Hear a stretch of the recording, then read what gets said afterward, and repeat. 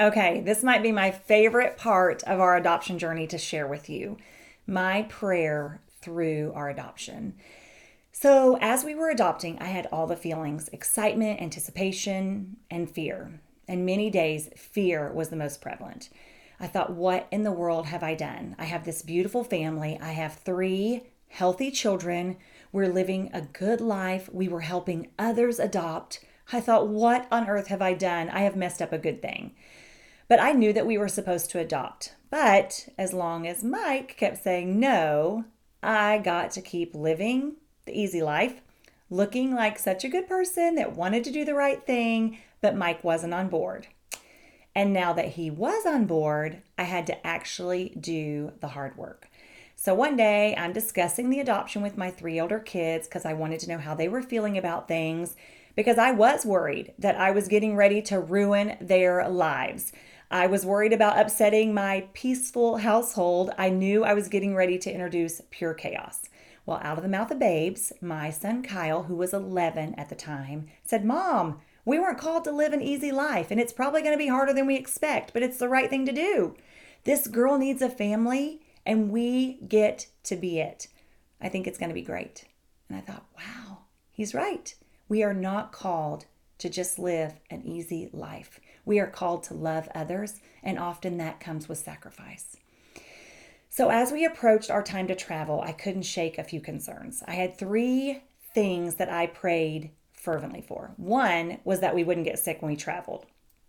We were taking the whole family, and I did not want sickness on top of everything else. And I know that seems a bit shallow, but it was important to me. And thankfully, the Lord answered that prayer. No one got sick.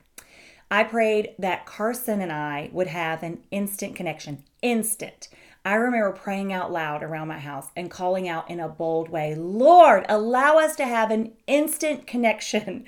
And I even giggled a bit because I thought, this is so presumptuous of me to ask for this, as if maybe I didn't deserve it, or I didn't know if he would give that to me, or maybe, that she and I needed to have that struggle, to feel the magnitude of what was happening.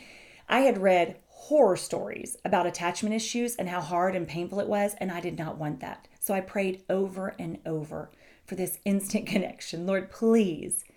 And God answered that prayer. The minute that she was placed in my arms in the van to leave, nothing felt foreign about this child. She melted into my arms and she was mine.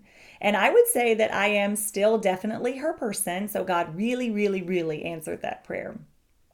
But the prayer that is so beautiful to me was how God answered my prayer that he would make it very clear to Michael that this was his child, that there was no mistake, that she was meant to be ours.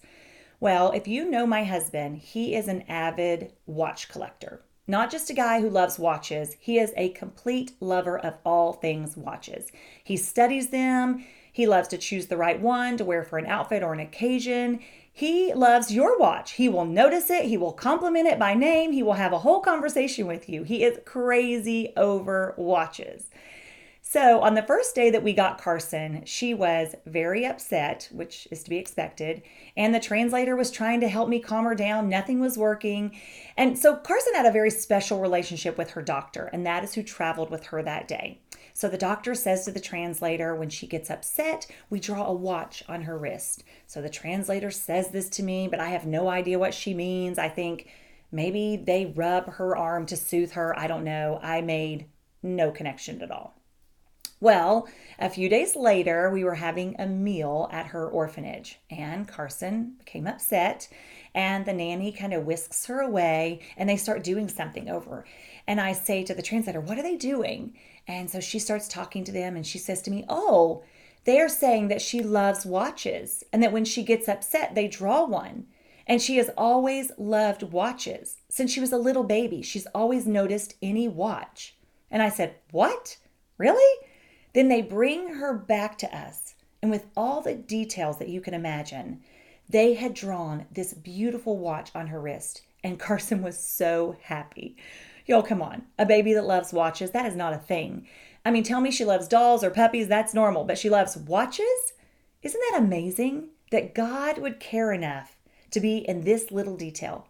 Really, Lord, this little girl in China, halfway around the world, She loves watches like her daddy. And you know what? They still love to look at watches and they pick out one to wear. It is a beautiful bond. And it also is a testament to God's perfect timing. He does care about the details and He will answer your prayers. So I encourage you, friends, pray boldly.